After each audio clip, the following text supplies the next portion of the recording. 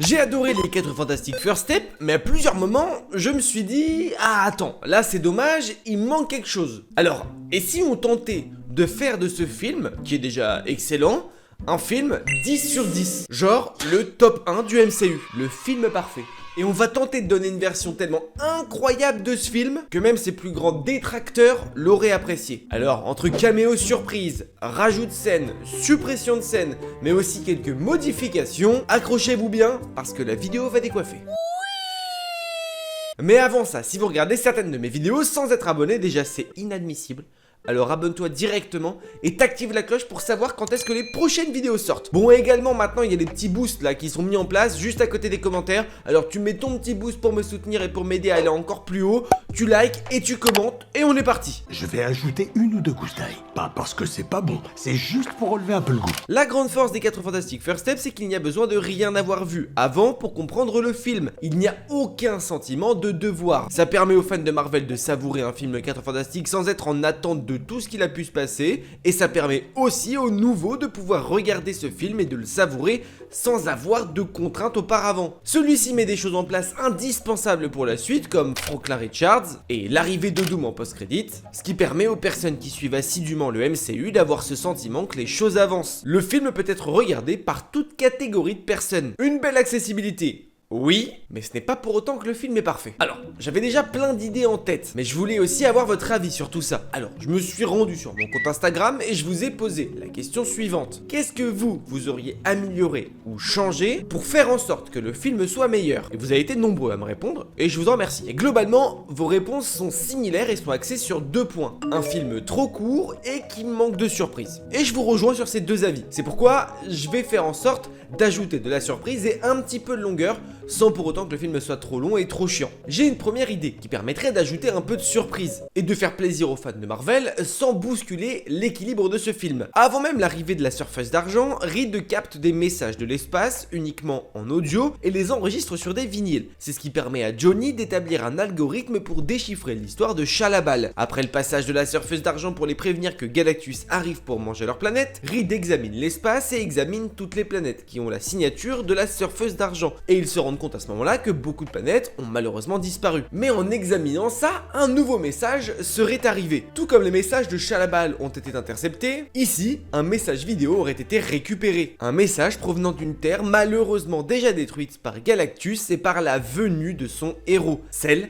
des 4 Fantastiques de 1994. Seul Reed Richards est suffisamment intelligent pour créer quelque chose capable d'envoyer un signal vidéo à travers le multivers. Ce Reed-là, comme la plupart des Reed, connaîtrait l'existence du multivers et souhaiterait prévenir ses homologues de l'arrivée de Galactus. Malheureusement, contrairement aux 4 Fantastiques de la Terre 828, eux n'auraient pas réussi à vaincre la menace Galactus et à sauver leur Terre, notamment à cause d'un âge sûrement un peu trop avancé de ces 4 membres-là. Et l'enregistrement vidéo qui a été envoyé aux confins du multivers aurait été une scène juste avant que leur Terre explose. Cette scène permettrait qu'avant même de voir Galactus, nous savons de quoi il est capable. Cela créerait un enjeu encore plus grand et créerait un stress plus gros pour nos personnages. Ça rajouterait une splendeur à Galactus et le rendrait encore plus effrayant. Mettre la mort d'une ancienne équipe de 4 Fantastiques dont tout le monde se fout permet de 1. Ne pas détruire un truc trop important et qui pourrait être utilisé dans les prochains films Avengers, et de 2. Mettre un super clin d'œil pour les fans hardcore de Marvel ou les fans les plus vieux sans que cela pose problème à la compréhension de l'histoire. Soit le public les aurait reconnus et ils auraient été contents de les revoir, soit les gens les auraient vus et se seraient dit tiens, oh, des 4 Fantastiques vieux.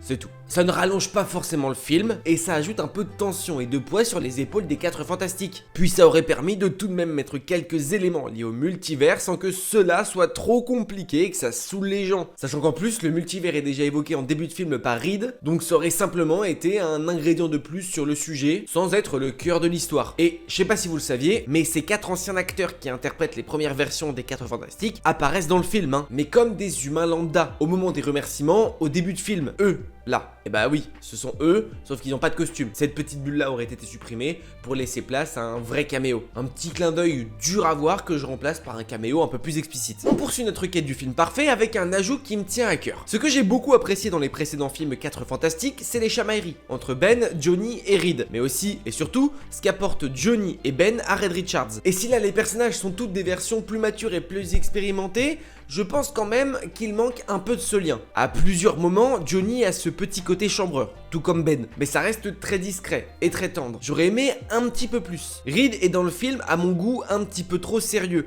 et Johnny aurait pu tenter de le dévergonder pour le faire sortir par moments un peu de son rôle de scientifique et le rendre un peu plus humain. C'est, je trouve, ce qu'il manque un peu à ce Reed Richards, le côté humain. Et j'aurais aimé davantage voir cette complicité entre Reed et Ben, qui je trouve est un peu absente dans l'ensemble, et avoir un discours poignant entre les deux. Pourquoi pas au moment où Reed insinue de laisser Franklin à Galactus, après que Sue soit partie, nous aurions pu avoir une scène où Ben dit à son pote qu'il a merdé et que parfois tout ne peut pas se calculer. Maintenant nous ne sommes qu'au début de l'évolution de ces 4 personnages, à voir le parcours qu'il aura jusqu'au film Avengers. Repartons maintenant dans le cœur du film. Lorsque les 4 fantastiques fuient Galactus et son vaisseau, et que Chalabal les poursuit, ils arrivent dans un trou noir, et Ben indique à l'équipe que le montant de gasoil ne sera pas suffisant pour rentrer chez eux. Ils trouvent un stratagème pour repartir en hyperespace et finalement arriver sur leur terre. Et là, je trouve qu'il y a vraiment eu un manque à ce niveau du scénario, mais ça n'enlève en rien la folie de cette scène dans l'espace au trou noir. Elle est absolument splendide, certainement l'une des plus belles du MCU d'ailleurs. Plutôt que de trouver une pirouette pour les faire revenir chez eux, j'aurais aimé que eux n'aient pas le choix que de se poser sur la terre la plus proche, histoire de rafistoler leur fusée, et aussi par la même occasion de faire le plein de carburant. Et n'oublions pas, mais Suzanne vient tout juste d'accoucher. Alors certes, ils ont des facultés que nous n'avons pas, mais une femme qui accouche, ça reste la même chose, même si t'as des pouvoirs. Tu as besoin de soins, de nettoyage et de ce genre de choses. Donc le choix d'atterrir d'urgence sur la planète la plus proche aurait pu être une bonne solution et une manière d'explorer un nouveau lieu ou de revoir un ancien. La première idée que j'avais, et qui aurait pu faire lieu avec le reste, ce serait qu'au final, la fusée que l'on voit dans la post-crédit Thunderbolts soit celle présente à ce moment-là, qui part du trou noir et qui arrive sur leur terre à eux. Mais je trouve que pour des besoins de devoir et éviter d'avoir vu d'anciens films pour comprendre celui-ci, c'est compliqué de reposer sur Thunderbolts, qui est un film qui n'a pas du tout été regardé. Donc, mettons cette hypothèse de côté, j'en ai une autre. Pourquoi ne pas les faire atterrir sur la Terre des 4 Fantastiques de 2005? Chacun aurait eu l'occasion de rencontrer des versions d'eux-mêmes d'une autre Terre. Cela aurait confirmé encore davantage les théories de Reed sur le multivers qu'il évoque en début de film lors de son cours avec les enfants. Cet atterrissage aurait dû être express et il ne serait pas resté longtemps, mais le Reed de cette Terre aurait pu partager son expérience avec l'autre Reed et commencer à le mettre sur une piste pour vaincre Galactus. Piste qui sera ensuite complètement découverte grâce aux paroles de Sue lors de son discours face au peuple. Cet arrêt aurait permis de se ravitailler et d'ajouter un module express pour tenter de repartir en hyperespace sans leur module externe perdu au fin fond du trou noir. Les soins de base auraient été effectués pour Suzanne et ils seraient repartis ensuite. Cette scène aurait permis d'accroître le lien avec le multivers sans pour autant le mettre au cœur du scénario. Nous aurions revu les premiers véritables 4 fantastiques appréciés par beaucoup, juste le temps d'un instant, et ces 2 expériences avec 2 Reed auraient pu mettre Richards sur la piste de la création d'un conseil des Reed pour des menaces futures liées pourquoi pas au multivers. Cela aurait ajouté un effet de surprise au film et aussi quelques minutes excitantes et cool à découvrir. Ça aurait donné du sens au scénario, on aurait simplement remplacé un élément par un autre et contrairement aux 4 Fantastiques de 94, eux sont connus par énormément de gens, même ceux qui ne suivent pas Marvel de manière récurrente. Et si les gens n'ont pas vu leur film, ils ont à minima déjà vu leur visage quelque part ou entendu parler d'eux. Et admettons que ça n'aurait pas été le cas et que les gens ne savaient vraiment pas qui ils étaient, bah ne pas les connaître n'enlèverait en rien la compréhension de l'histoire. C'est juste un plus pour les fans de l'équipe, mais en aucun cas un moins s'ils sont amenés de manière cohérente